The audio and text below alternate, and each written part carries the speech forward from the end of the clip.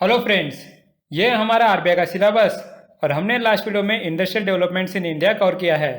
Next हम देखने वाले हैं इंडियन एग्रीकल्चर। फ्रेंड्स, यहाँ इंडियन एग्रीकल्चर हमें दो चीज़ें पढ़नी है। एक तो इंडिया में एग्रीकल्चर कैसे डेवलप हुआ वो समझना होगा, और उसी के साथ हमें एग्रीकल्चर स्कीम पढ़ने होंगे। फ्रेंड्स, यहाँ मैं चाहता हूँ कि आप ये एग्रीकल्चर स्कीम्स हमारे फ्री गवर्नमेंट स्कीम्स के पीडीएफ से पढ़ ले, जो मैंने अफेयर्समैन ऑफिशियल के ग्रुप में अपलोड किया है। उसका रीज़न ये है कि यहाँ एग्रीकल्चर में 20-25 स्कीम्स है, और अगर वो डिटेल में कवर करेंगे तो उसके लिए 4-5 वीडियो बनाने पड़ेंगे।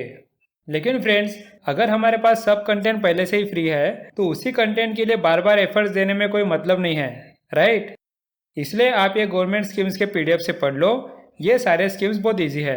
ओके, सो चलिए फ्रेंड्स, अब हम देखते हैं कि हमारे इंडिया के एग्रीकल्चर में क्या डेवलपमेंट्स आए। देखो फ्रेंड्स, हमारे यहाँ एग्रीकल्चर का इतिहास इंडस वैली सिविलाइजेशन से है। वहीं से हमारी एग्रीकल्चर की शुरुआत हुई थी। इसलिए आपको इसमें कोई डाउट नहीं होगा कि इसकी वजह से इंडिया में एग्रीकल्चर एक डोमिनेंट सेक्टर है।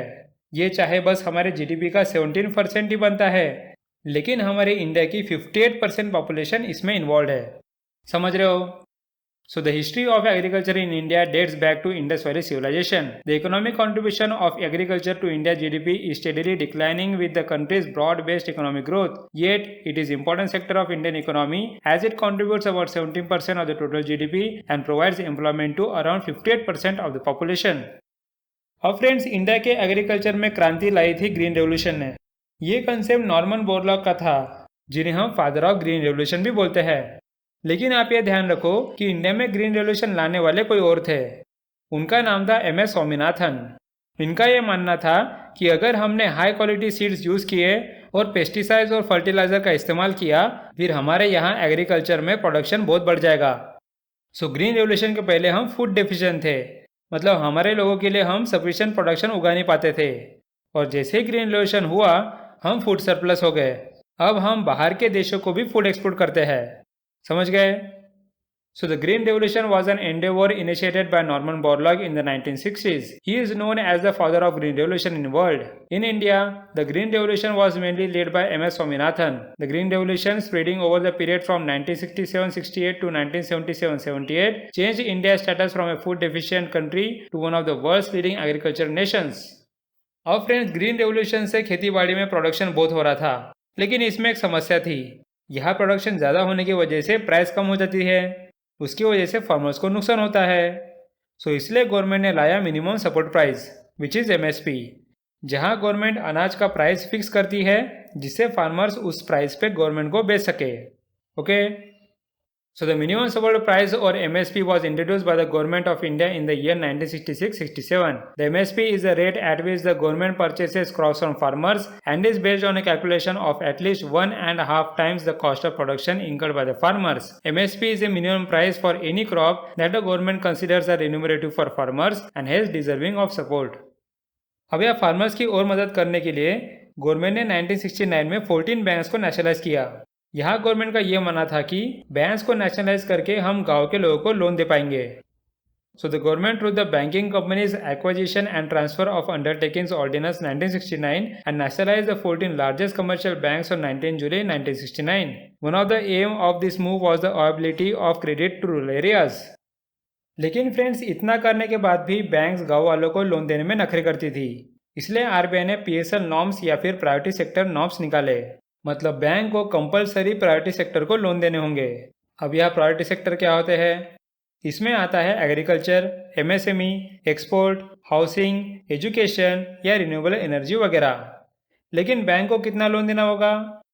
सो यहाँ आरबीआई ये बोलती है कि शेड्यूल कमर्शियल बैंक और फॉरेन बैंक को उनके लोन पोर्टफोलियो का 40% और RRB, cooperative bank, small finance bank को उनके लोन पोर्टफोलियो का 75% यहाँ प्रायोरिटी सेक्टर में देना होगा। Okay, So the RBI mandates bank to lend a certain portion of their funds to specified priority sectors like agriculture, micro, small and medium enterprises, export credit, education, housing, social infrastructure, renewable energy, among others. All scheduled commercial banks and foreign banks with a sizable presence in India are mandated to set aside 40% of their adjusted net bank credit for lending to these sectors. Regional rural banks, cooperative banks, and small finance banks have to allocate 75% of ANDC to PSL. और friends यहाँ India की economy grow होने की वजह से RBI के काम बढ़ गए और वो रूरल एरियाज में ज़्यादा ध्यान नहीं दे पा रहा था। इसलिए गवर्नमेंट ने 1982 में नाबार्ड निकाला जिसका पूरा फोकस इंडिया का रूरल एरिया है। अब यही बैंक को गाइड करता है कि रूरल एरिया को फाइनेंशियल सर्विस कैसे देनी चाहिए।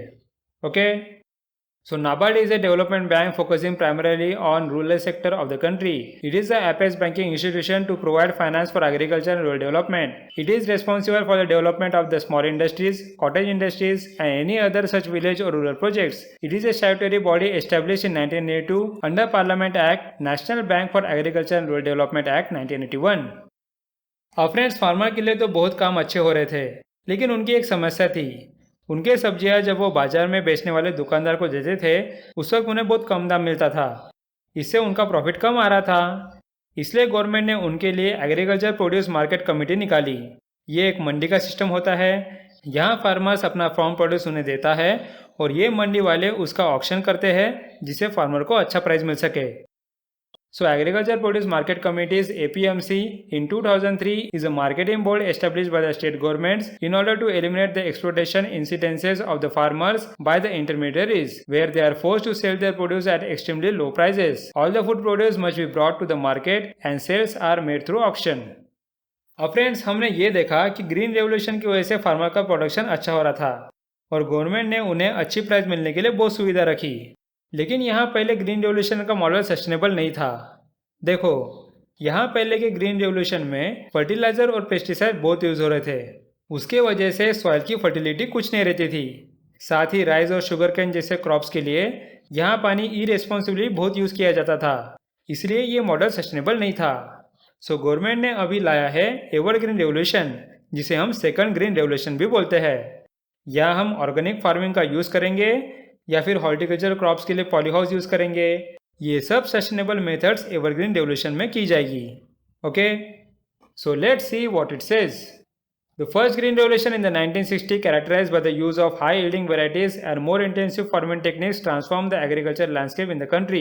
Green revolution rampantly used fertilizers and other chemicals, which made the food and water toxic to some extent. It supported indiscriminate use of water as rice was the main target of revolution. India's 80% of the fresh water is consumed by agriculture, more particularly by rice farming.